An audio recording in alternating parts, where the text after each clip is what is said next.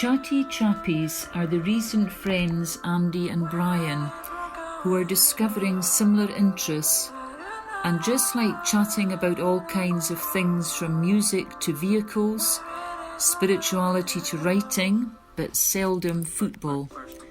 If you want to be added to their future communications, there will be a notice at the end of this broadcast. Chatty Chappies.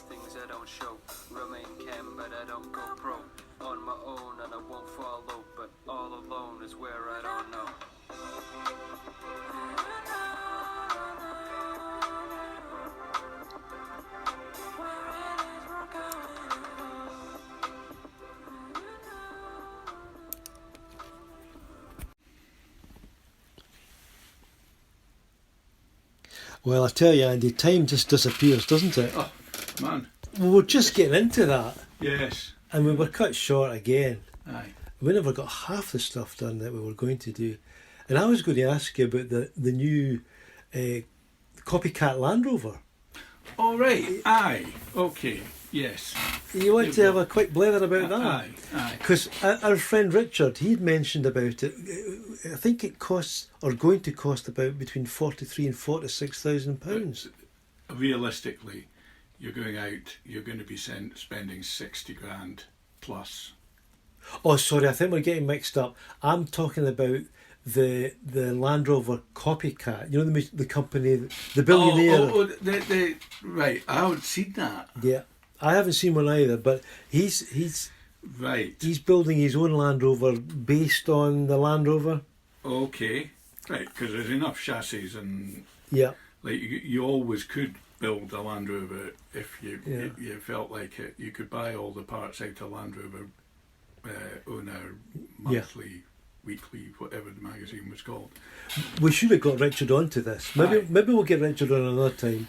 But he was reminding me that there's a company made up by a billionaire who was going to create a Land Rover copy. Because there was always the Spanish one.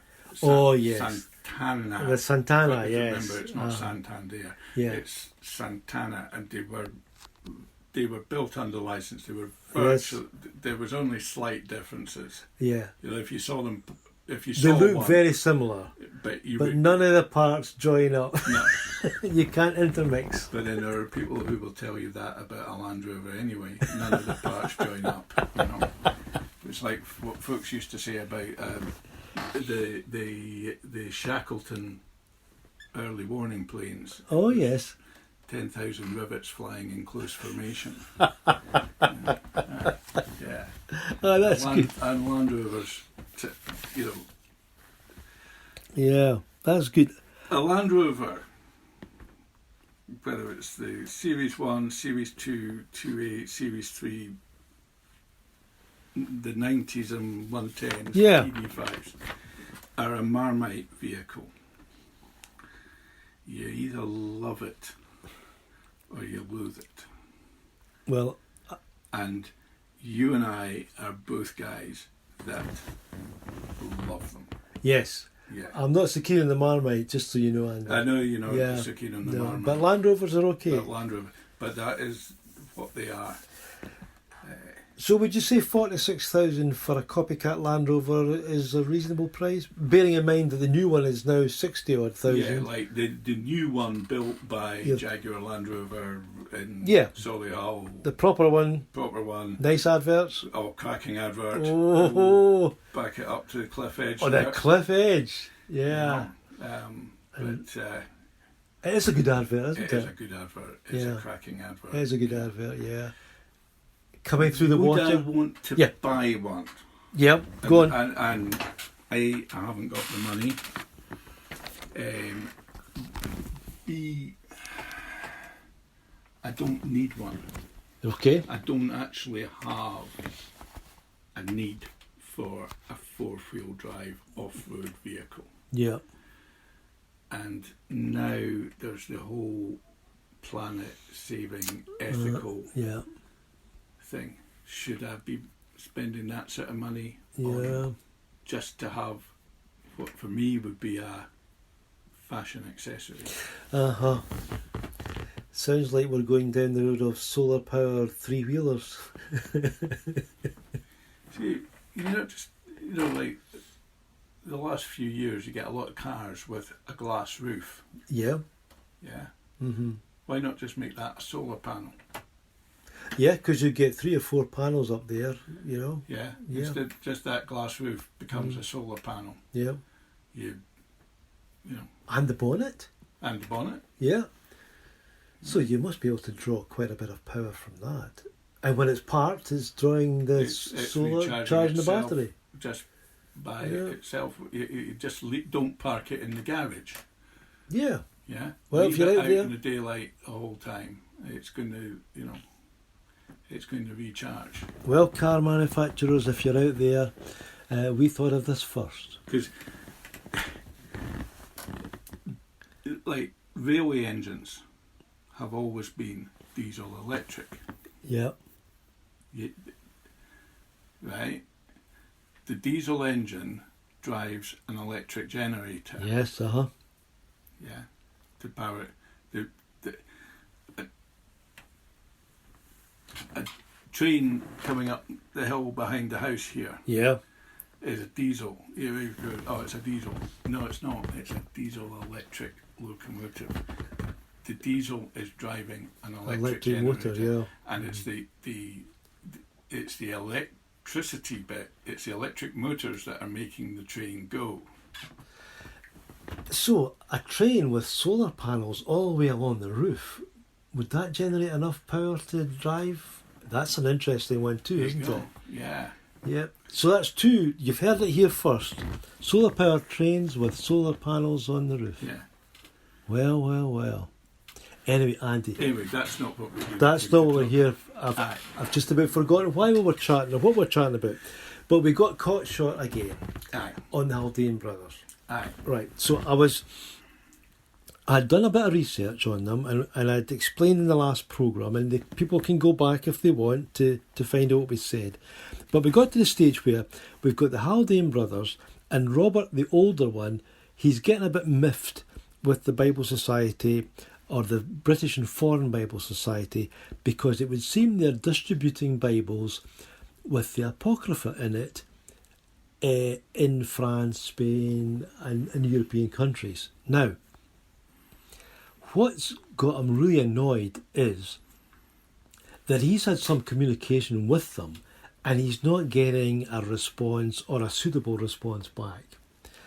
And he's getting really annoyed. In fact, about 8 years later, he writes a whole book about the proceedings of him speaking to the Bible Society, Right. and what happened and who did what and who said what. And his contention was that the constitution of the society was, and that's rule 1, they could only distribute Holy Scriptures. So Right. Holy Scriptures presumably does not have the Apocrypha. Yeah. So he would presumably take that to be what we would call the King James Bible. Yes. Right. Yeah. Yeah. And I take it that they were, from what you say, they were major financial backers.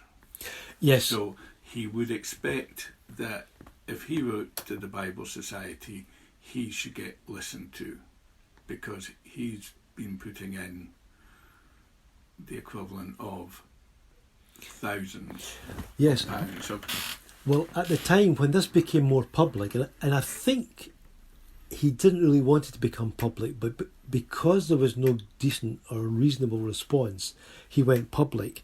And at the time, some said that he was splitting evangelicals with this, but others said he needed to defend what was really a fundamental pillar of evangelicalism. So that's what led to this whole thing about the blow up with the Bible Society. And he'd found that when he was in France, that the Bibles being distributed by the society included the Apocrypha. Now, this might be a marketing thing, because France, Spain, Portugal, their Bibles had the Apocrypha, Yes. because they're Roman Catholic. yeah. And perhaps the Bible Society thought, well, if we include the Apocrypha, it'll be known to them. It might be easily accepted, this whole Bible plus the Apocrypha. Yeah. You know, Could be. Because what was happening in the continental churches at that time, you know, because a previous generation in France, you had the Huguenots, Oh, yes. Protestants, Yep. lots of whom had to flee to Britain. Britain, yes, to London a lot. A lot of the, you know, Yep. not sufficiently up in that to be able to wax lyrical about it. In fact, once they got to London, some years later, they had to flee from London, and a lot ended up in Edinburgh. Right. Okay. Yeah. Yeah. Anyway, I digress. Sorry. We digress. No, but it's bouncing these things come into, you know, my head, and Yep. you know, in the same way as we were talking about how he's in Geneva, you know, like he's in mainland Europe Yes. at the time of what we know as the Napoleonic Yes. War. So, how did you travel around Europe Yes. when you were British? Now, I don't think I mentioned to you before, but at some point, the brothers, well, Robert sold the castle. Aye. Now, the castle was sold for £46,000. Oh, it's just a snap. Eh? Well, this is 1700s, late 1700s. Now, I did the wee calculation on the website. Okay. £6 million. Wow. Okay. Wow. Yeah. And they spent £70,000 on mission work. So that's, you know, training up people. And some of it was done in Geneva, but training up missionaries, Gaelic-speaking missionaries in Scotland. Fantastic. Building churches. 9.3 million equivalent today. You know who in a later era this reminds me of? Oh. Do you know the name C.T. Studd? Yes, Okay. C.T. Studd Similar? of the China Inland Mission, Yeah. and then later in Africa. He also had a great fortune which Yeah. he literally gave away, Yeah. you know, in today's terms, millions to Christian work Yeah. through his lifetime. Yeah. I think they're an interesting set of brothers, and I get a sense that they wanted to unite Christians for the ongoing work. Yes. They had their difficulties, though. They were quite supportive with congregational churches joining together, but when they became Baptists around about 1808, Right. They weren't perhaps so encouraging with a union of Baptist churches, and again, I think perhaps not politics, but their main focus seems to be if the kingdom was growing, they were happy to have people working together, different denominations, different people. But they weren't so encouraging when it came to joining Baptist churches together. And maybe it was to do with where was the authority? Was it still within the local church? Or was it becoming a denomination? Because they do seem to have been anti-denomination. Right, Yeah. okay. So anyway, here we have... in a later era, would they have called themselves brethren? That's an interesting one too, isn't it? You go into, let's run forward, 50, you know, 100 years. The late or the mid 1800s, so 1840, when those assemblies that began to be formed, which came under the whole umbrella of brethren. Would that have been their? Would that have been their sort of thinking? I think there would be some commonality in terms of fervour and church government, but I don't think they would see themselves within that same setup. But the idea that Yeah, the individual yeah. church family were accountable to I themselves. think so. I think so. I don't think they're into bishops who are overruling in another area. No. I don't think that comes. So to there was no presbytery either. No. And did I mention to you that when they, in 1808, when they became Baptists, that they came to the church, which would be the Congregational Tabernacle in Perth, and this one Sunday morning they said, right, we're now Baptists, you become Baptist too, or you can go elsewhere. Right, so they just basically took over Yes. a congregational church and Yep. made it a Baptist church. You follow by what we're decree. doing or go somewhere else. Yeah. So interesting times- personalities. How many times has that happened? Oh dear. So here we have Robert, and he's annoyed with the Baptist, no, not the Baptist, The Bible the Society. Bible Society over the Apocrypha. So the Apocrypha. Right. I need to sit down and read it.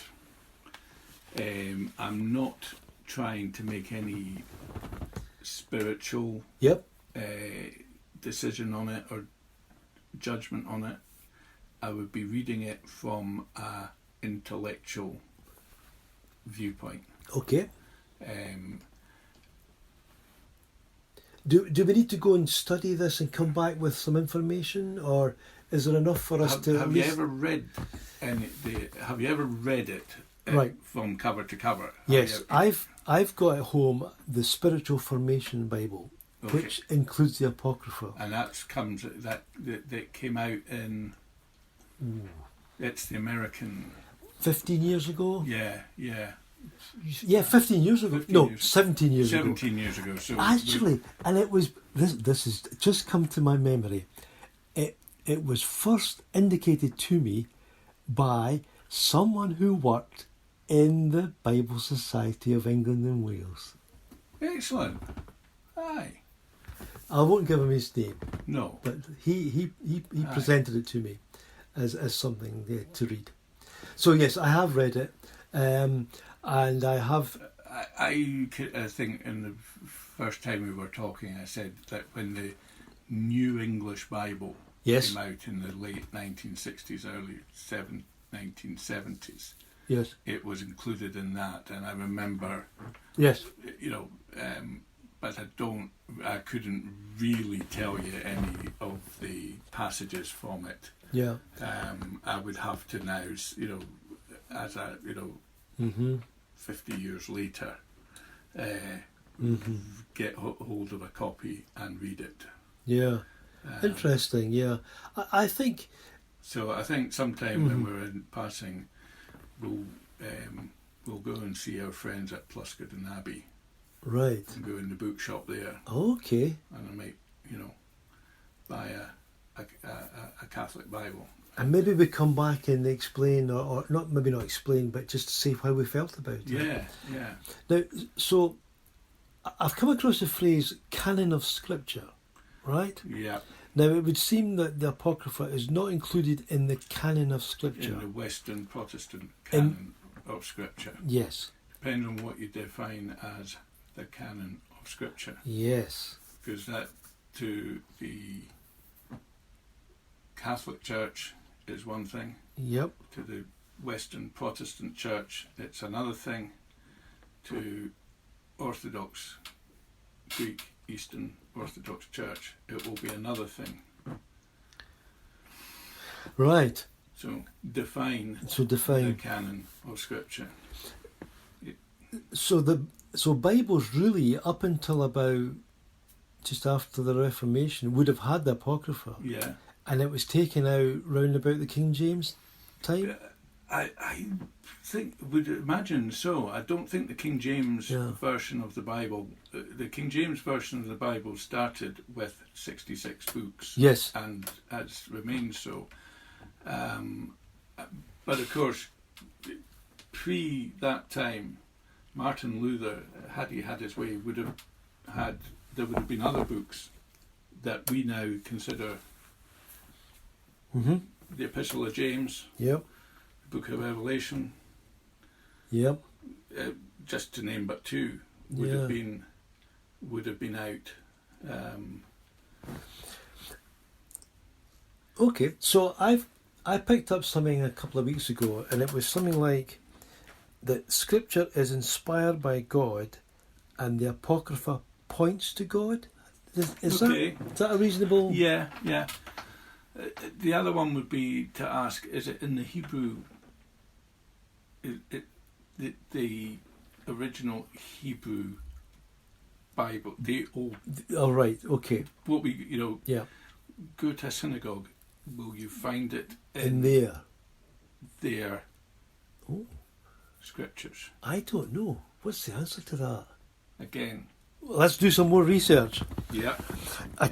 We'll just have to close here. I was just going to say that Robert Haldane, this is a quote, was a big influence in the Apocrypha remaining out of English Bibles, and that was by John MacLeod, Banner of Truth, 1988. Yeah. So here's somebody who knows what he's talking about, and he's saying that he had a big influence in keeping the Apocrypha out. One of the great books, have I got time just to throw this one in?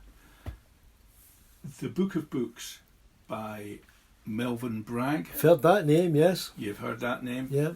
A fascinating book about the history of the King James Bible and its influence on not only Western thinking and philosophy, Okay. but on the world. Thanks, Andy. That was good. Well worth it, Yeah. So it was called The Book of Books. The Book of Melvin Books, Bragg. Melvin Bragg. The It came out as a 400th anniversary, and as you can hear, I'm getting up to show you a copy.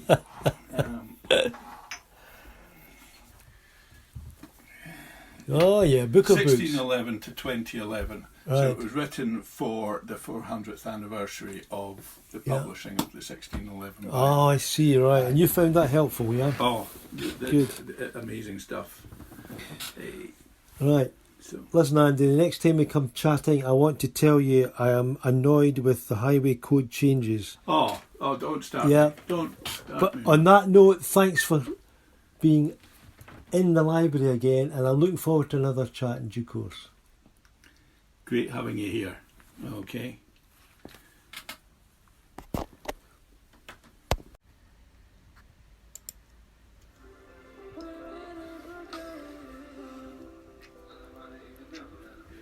You were listening to Brian and Andy of Chatty Chappies. It's now easier for people to find our page Chatty Chappies in Facebook search. Come and join them again soon. If you want to know when to hear them next, send a private message with your email details to the Facebook page Chatty Chappies for further instructions. The song Uncertainty by Broxton Knox is available on Spotify.